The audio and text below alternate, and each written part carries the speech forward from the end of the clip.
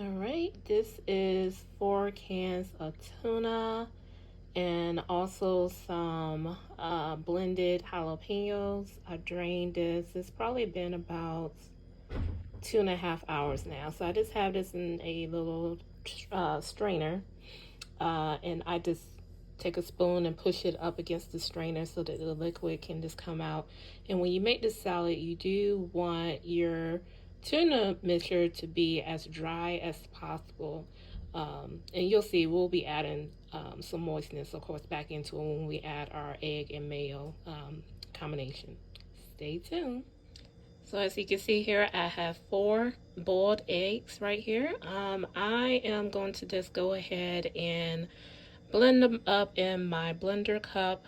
And once they're blended up fairly good, then I will add the mayo to it and blend that all together. Again, I use 4 cans of tuna, so I'm going to use 4 boiled eggs. Okay, so I went ahead and blended the 4 eggs. I just wanted you to see the texture of what they look like. I do have a food processor, but I'm not going to mess up that for just 4 eggs. So I just use my normal blender cup that I normally will use for a protein shake. Blended these up. I did them one at a time. Just shake the bottle and then add another egg, blend, and just repeat. So now I'm just going to go ahead and add the mayo to this and then blend that together, and I'll come back and show you what it looks like. Okay, so I went ahead and blended my 4 eggs, my 4 hard-boiled eggs with my mayo. I like Duke's, but you can use whatever mayo that you choose. And again, I just added, this is the consistency that I'm looking for. Just blend it, stop, shake the bottle, scrape the sides and everything, and blend it again until it's mixed to the way that you prefer. But this is how we're going to put that moisture back in the tuna fish salad that we took out by draining the tuna fish and the jalapeno slices. So give me a few moments and we'll go ahead and add this to our bowl. And then we're going to add our seasoning and then go ahead and mix the salad dressing together, or the tuna salad together. And then we'll see what it turns out. Okay, so we have our dried tuna mixture and we have our egg and mayo mixture right here. So what I'm going to do is go ahead and add my seasoning to it. What I have here is actually some fresh cilantro. What I do is I buy cilantro in a bunch, clean it of course, and then go ahead and chop it up, and then I freeze it. Most of the time I don't use it right away, so if I found that if I just go ahead and chop it up and freeze it, I'm more than likely to use it versus if I just stick it in my fridge and then it goes bad. So maybe that will be a good tip for somebody. I don't have any fresh onion, so I do have these minced onion. They're just dehydrated, so once I add it to this mixture with the egg and the mayo, it's going to go ahead and rehydrate, so that will be fine. Again, you can use that, or if you don't have actual onion, you can also use like onion powder, onion seasoning. Probably would be just be careful and see if there's any sodium or anything there, and just adjust your seasoning accordingly. I'm going to add some sea salt, of course some pepper, and because I did not have any relish, and I actually do like jalapeno, and I use jalapeno in place of the relish, I'm just going to add a little bit of this sugar replacement, the Swerve granule. Just a little bit, just so it's not like it will taste bad without it, but if you're used to regular relish, or even if you don't use regular relish and you just use a dill pickle or pickles, usually some type of sweetness to it. So I'm just going to use a little bit just to sweetness up this a tad. So give me a few. Let me go ahead and add my seasoning, and then we will go ahead and mix it together.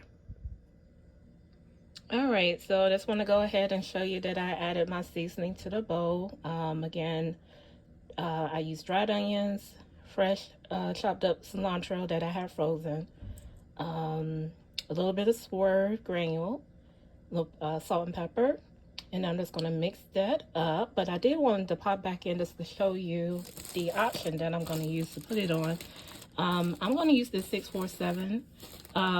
This one is a newer bread option for me. I haven't heard of it before, but I like the fact that it's only 6 net carbs per slice, 40 calories, and then 7 grams of fiber. So to me, that fiber is a lot. Usually I use the Mission low carb tortillas when I eat these, or I will just eat this plain on like a regular tossed salad.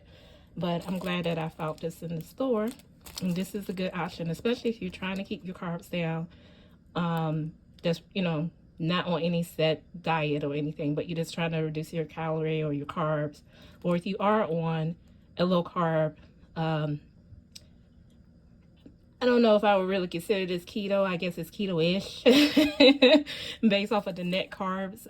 But, you know, if you were on keto, I would be eating this all the time, especially if you're a strict keto with below the 20. So just wanted to show this an option just to let somebody know. So I'm just going to go ahead and mix this up.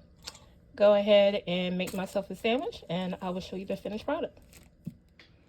Okay, so sorry, I forgot I didn't film the nutritional facts on this bread, just in case if somebody wants to see. Let me try to get the glare off.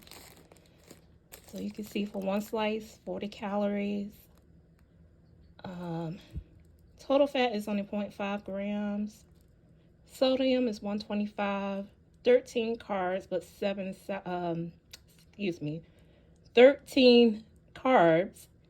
7 dietary fibers. So you subtract that, that's the 6 net carbs.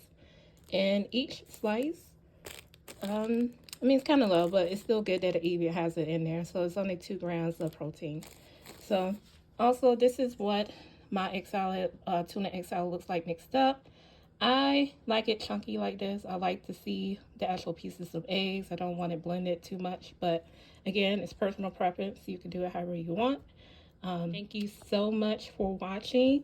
Again, I took this recipe from, I don't know if anybody else watches Judy and Benji. So I will leave a link for Judy's mom, Mama. She has a very good recipe for tuna egg salad. So again, near me today, we had a little nor'easter that came in overnight, kind of halfway through the day today.